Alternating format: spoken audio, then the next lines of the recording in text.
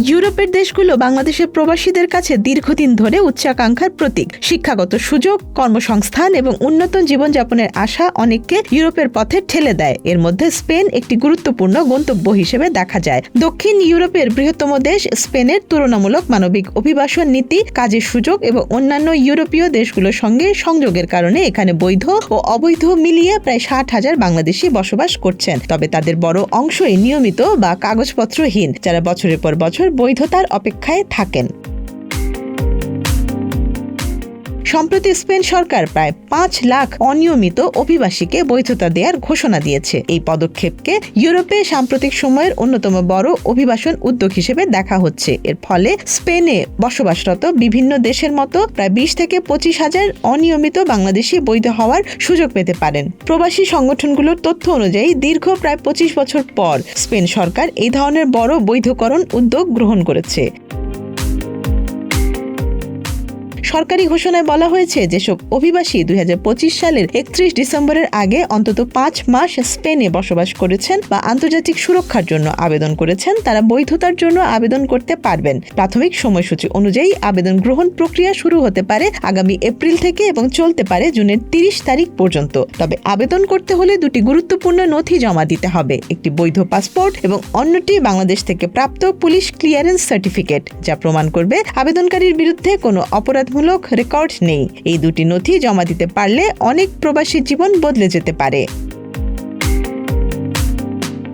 তবে এই সুযোগ কাজে লাগানোর পথে বড় অনিশ্চয়তাও রয়েছে। স্পেনে বসবাসরত অনিয়মিত বাংলাদেশিরা ইতোমধ্যেই পাসপোর্ট এবং পুলিশ ক্লিয়ারেন্স সংগ্রহের চেষ্টা শুরু করেছেন, কিন্তু অভিযোগ উঠেছে স্পেনে অবস্থিত বাংলাদেশ দূতাবাসে অ্যাপয়েন্টমেন্ট পাওয়া কঠিন হয়ে গেছে।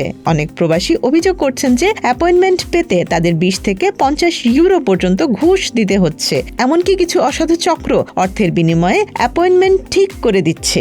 যদিও বিষয়টি দূতাবাসকে জানানো হয়েছে, প্রবাসীদের মতে এখনো কার্যত প্রতিকার পাওয়া যায়নি। দূতাবাসের পক্ষ থেকে বলা হয়েছে যে অ্যাপয়েন্টমেন্ট না থাকলেও যারা সরাসরি আসছেন তাদের সেবা দেওয়ার চেষ্টা করা হচ্ছে। তবে আবেদনকারীর সংখ্যা বাড়ায় কাজের চাপ স্বাভাবিকভাবেই বেড়েছে অনেক।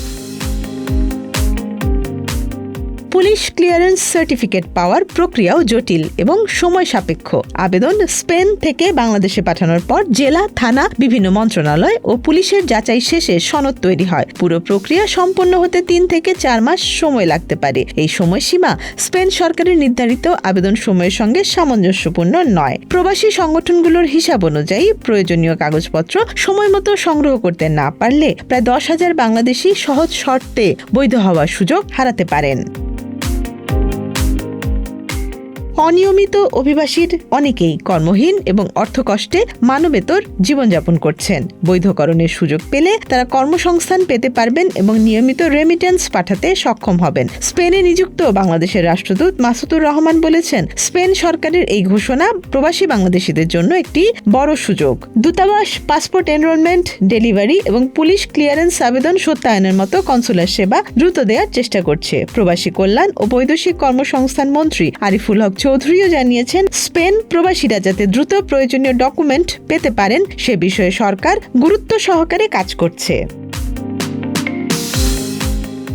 বাংলাদেশের জন্য ইউরোপ, বিশেষ করে সেনজেনভুক্ত দেশগুলো দীর্ঘদিনের স্বপ্নের জায়গা। এই স্বপ্ন পূরণ করতেই অনেকেই ঝুঁকিপূর্ণ পথে ভূমধ্যসাগর পাড়ি হয়ে ইউরোপে পৌঁছান, কিন্তু সেখানে গিয়ে বছরের পর বছর অনিয়মিত অবস্থায় জীবন কাটাতে হয়। স্পেন সরকারের সাম্প্রতিক বৈধকরণ উদ্যোগ এই অনিশ্চিত জীবনে নতুন আশা জাগিয়েছে। তবে কাগজপত্রের জটিলতা ও প্রশাসনিক বিলম্বের কারণে অনেকের স্বপ্ন পূরণের পথ এখনো অনিশ্চিত। বিশেষজ্ঞরা মনে করছেন, যদি বাংলাদেশ সরকার দ্রুত বিশেষ ব্যবস্থা নিয়ে পাসপোর্ট ও পুলিশ ক্লিয়ারেন্স প্রক্রিয়া সহজ ও দ্রুত করে, তবে হাজারো প্রবাসী জীবনে বড় পরিবর্তন আসতে পারে। অন্যথায় স্পেন সরকারের দেয়া এই বিরল সুযোগও হাতছাড়া হতে পারে।